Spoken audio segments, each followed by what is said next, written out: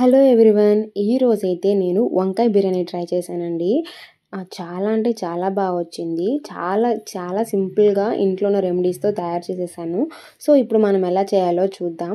ముందుగా నేను ఒక గ్లాస్ బియ్యం తీసుకున్నాను. అంటే ఫస్ట్ టైం ట్రయల్ కదా అని చెప్పేసి దాన్ని మంచిగా 3 times వాష్ చేసేసేసి ఒక సైడ్ పెట్టేసుకున్నాను.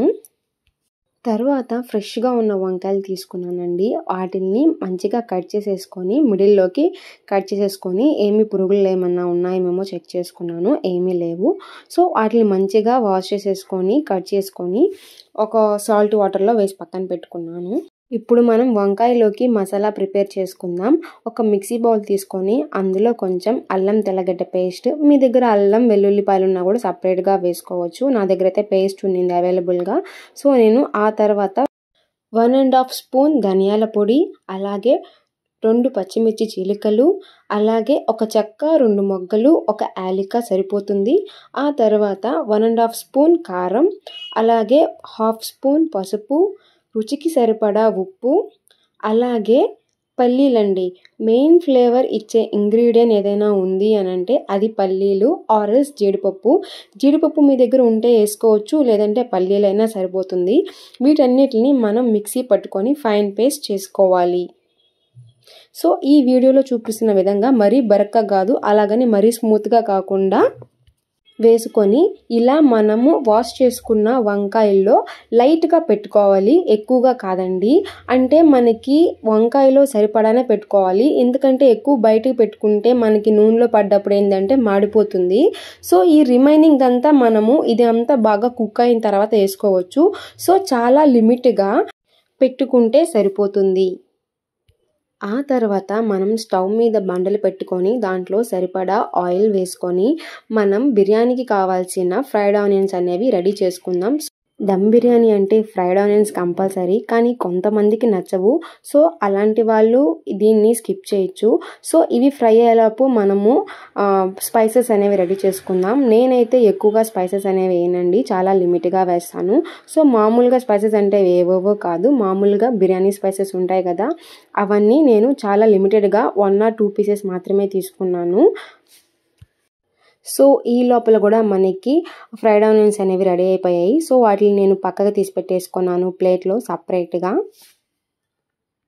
తర్వాత అదే ప్యాన్లో నేను ఇందాక తీసుకున్న స్పైసెస్ ఉన్నాయి కదా, అదే ఆయిల్లో వేసేసి వాటిని కొంచెం డీప్ ఫ్రై చేసిన తర్వాత మన దగ్గర రెడీగా స్టఫ్ చేసుకున్న వంకాయలు ఉన్నాయి కదా, అవి 1 by 1 అన్నీ నిదానంగా బాండీలో వేసేసేసి వాటిని మంచిగా మనం కుక్ చేసేసుకుందాం. సో ఈ విధంగా కొంచెం 5 minutesకి ఒకసారి టర్న్ చేసుకుంటూ ఉంటే మనకి వంకాయ అనేది చాలా ఈజీగా కుక్ అయిపోతుంది. సో నేను కొంచెం సాల్ట్ కూడా యాడ్ చేసుకున్నాను, ఎందుకంటే ఇందాక వేసిన సాల్ట్ మసాలాలోకి సరిపోయింది. సో వంకాయకి కూడా కొంచెం మంచిగా ఉప్పు పట్టాలి అనుకుంటే నేనైతే కొంచెం పైన అలా స్ప్రింకిల్ చేస్తూ ఇలా 5 minutesకి ఒకసారి టర్న్ చేస్తూ ఉంటే మనకి వంకాయ అనేది బాగా కుక్ అయిపోతుంది. సో ఇలా మూత పెట్టేసి ఈ లోపల మనము ఒక బౌల్లో వాటర్ తీసుకొని దాంట్లో ఒక మరాఠీ మొగ్గ, ఒక చెక్క, ఒక అనాస పువ్వు అండ్ బిర్యానీ ఆకు వేశాను. సో రుచికి సరిపడా ఉప్పు వేశాను, అలాగే కొంచెం ఆయిల్ కూడా వేశాను. అది బాగా మరుగుతూ ఉంటుంది. సో ఇంత లోపల నేను ఏంటంటే మనకి ఇందాక మిగిలిపోయింది కదా, ఆ మిగిలిపోయిన మసాలాలో 1/2 cup కర్డ్ వేశాను, అలాగే కొంచెం చికెన్ మసాలా అండ్ కొంచెం మిరియాల పౌడర్ కూడా వేసి దీన్ని నేను బాగా మిక్స్ చేశాను. ఇలా మంచిగా మిక్స్ చేసి పెట్టుకొని నేను దీన్ని ఒక పక్కన పెట్టుకున్నాను. మనకి అంతలోపల ఇక్కడ వాటర్ మంచిగా బాయిల్ అయిపోయేసింది. సో ఇలా బాయిల్ అయిపోయిన వాటర్లో వచ్చేసి నేను ఇందాక నానబెట్టిన బియ్యం ఉంది కదా, సో దాన్ని వేసేసాను. ఇక్కడ చూడండి మనకి లెఫ్ట్ సైడ్లో మనకి ఇక్కడ వంకాయ కూడా చూసారా, చాలా బాగా కుక్ అయిపోయింది కదా. చూడండి చాలా బాగా కుక్ అయిపోయింది. సో ఇవి మంచిగా కుక్ అయిపోయాయి కదా. సో ఇందాక నేను ఒక మిశ్రమాన్ని మంచిగా మిక్స్ చేసి పెట్టినాను కదా, కర్డ్, రిమైనింగ్ మసాలా, ఇదంతా దీంట్లో వేసేసేసి కొంచెం మంచిగా ఫ్రై చేసుకుంటే సరిపోతుంది. అంటే మరీ ఎక్కువ ఫ్రై చేసుకోబలేదు, బట్ కొంచెం పచ్చి వాసన పోయేంత వరకు కొంచెం కుక్ చేసుకుంటే సరిపోతుంది. ఆ తర్వాత చూడండి ఇక్కడ మనకి ఆల్మోస్ట్ కుక్ అయిపోయింది రైస్ కూడా. సో దాన్ని మంచిగా వడిచేసుకొని సో ఇక్కడ కుక్ అవుతున్న దాంట్లో మనం వేసేసుకొని దమ్ పెట్టేసుకోవడమే. కొంచెం నిమ్మరసం కూడా యాడ్ చేశాను ఈ గ్రేవీలో మనకి మంచి ఫ్లేవర్ వచ్చేదానికి.